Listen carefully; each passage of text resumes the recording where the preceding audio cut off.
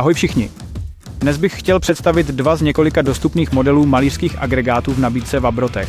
Pokud hledáte takové zařízení pro sebe, určitě zůstaňte až do konce tohoto videa. Zvu vás.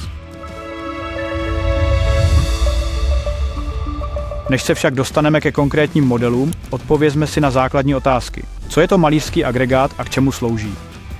Malířský agregát je zařízení, díky kterému jsme schopni v krátkém čase bez potřeby používat tradiční štětce nebo válečky natřít velké venkovní povrchy jako fasádu budovy nebo vnitřní povrchy, stěny nebo stropy.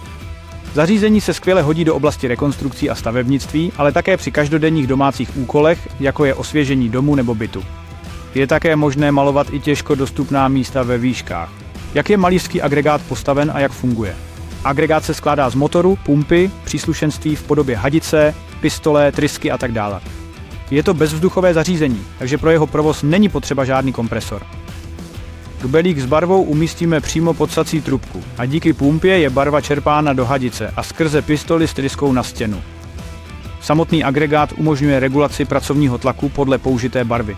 To jsou základní informace o konstrukci a principu fungování agregátu. První návrh je model VT20i.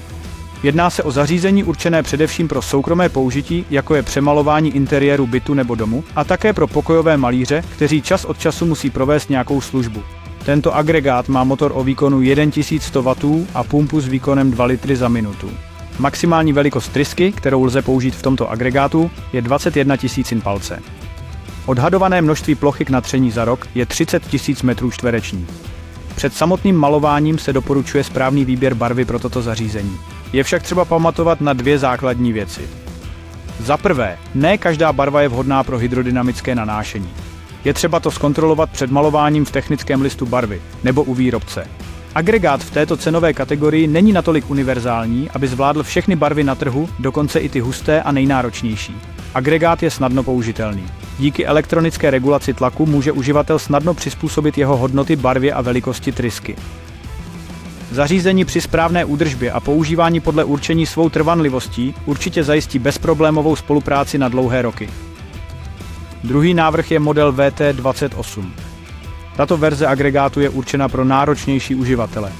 Určitě tento model ocení profesionálové, kteří častěji malují byty nebo domy a také potřebují natřít fasádu budovy. Agregát díky vyššímu výkonu pumpy 2,8 litru za minutu a větší maximální velikosti trysky 25 000 palce zvládne hustší barvy. Díky takovému výkonu není malování tímto zařízením při použití dvou hadic současně žádný problém. Tehdy maximální velikost trysky na jedné pistoli činí 17 000 palce. Motor v tomto modelu má výkon 2200 W a je bez kartáčů, které není třeba měnit, což snižuje riziko prostojů. Je připraven obsloužit plochu až do 50 000 čtverečních metrů ročně. VT28 je vybaven přehledným, odolným displejem, na kterém máme možnost elektronické regulace tlaku se systémem Smart Control. Zaručujeme, že model VT28 je ideální volbou pro firmy, které kladou důraz na nejvyšší kvalitu poskytovaných služeb. Navíc agregát VT20i i VT28 mohou pracovat s různými barvami, ale vždy s těmi, které jsou určeny pro hydrodynamické nanášení a splňují požadavky agregátu, například maximální velikost trysky. Je zakázáno používat jakékoliv strukturální prostředky, jako je omítka nebo barvy typu beránek. Také by se neměly používat silniční barvy typu kaučuk. Používání tohoto typu barev výrazně zkrátí životnost zařízení nebo hrozí jeho úplné poškození. Shrnuto, nákup malířského agregátu je skvělé řešení, pokud chcete ušetřit čas, peníze, sílu a energii a navíc chcete dosáhnout přesného efektu své práce. V závislosti na specifikaci a frekvenci vaší práce vám naše agregáty VT20i a VT28 určitě pomohou. Jsou to modely, které nezabírají mnoho místa, jsou poměrně univerzální a trvanlivé.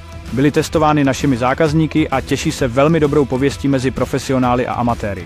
Pokud máte další otázky, doporučuji kontaktovat nás prostřednictvím kontaktního formuláře dostupného na naší webové stránce www.abrotech.cz nebo telefonicky. Pokud se vám video líbilo, nezapomeňte se přihlásit k odběru našeho kanálu a zanechat palec nahoru. Nashledanou v dalším videu.